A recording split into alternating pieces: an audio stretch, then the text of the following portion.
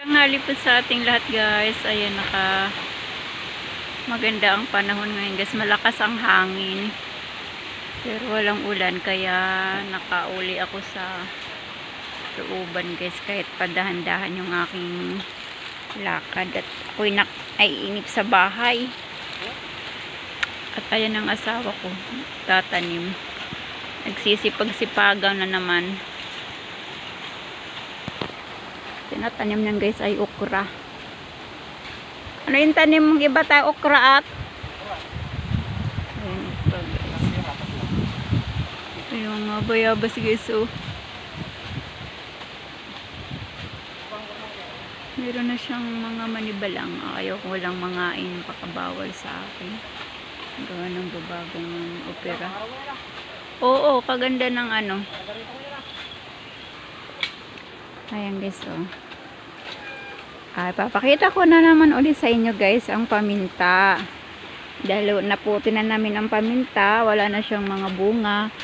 Meron na naman siya bagong bunga. Ay, kagaya na rin oh. Yung bunga niya yan. Yan, bulaklak niya.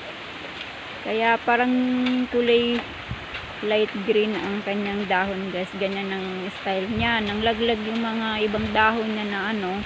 Tapos pag nagdahon yan uli, kasama na yung bulaklak niya. Ayan oh. Ayan.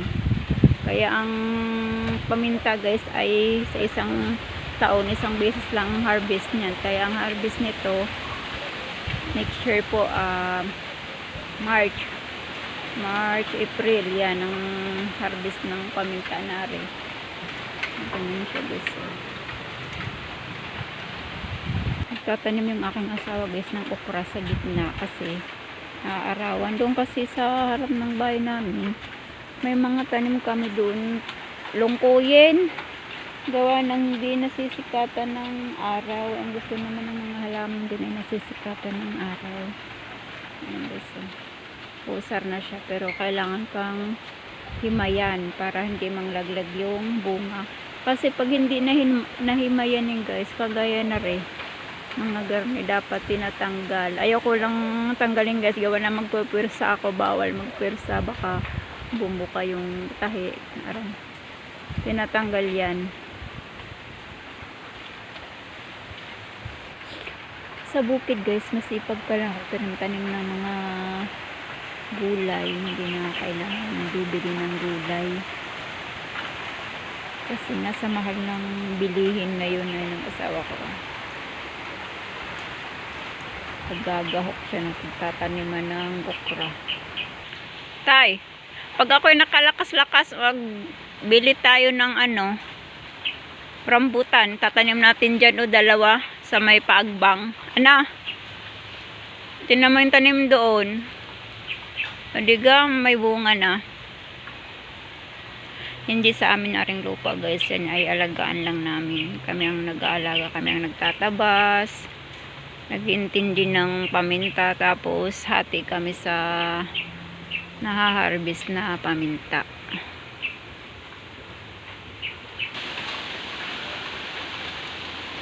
Yan guys ang tatanim na.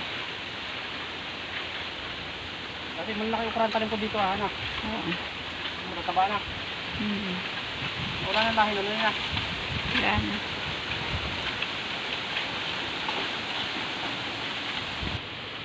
Pero guys, ang pamintang Taiwan, ayan, nalapad na kanyang dahon. Ito ang kanyang ano, bunga.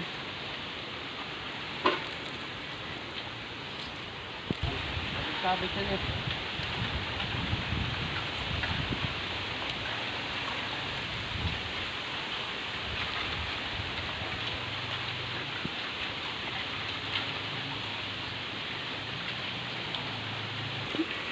Ayan guys, ini-sprayhan niya. Gawa ng, pag hindi kasi isprayhan ng guys, hahakutin ng guyam, ng langgam kasi din sa Batangas madaming langgam.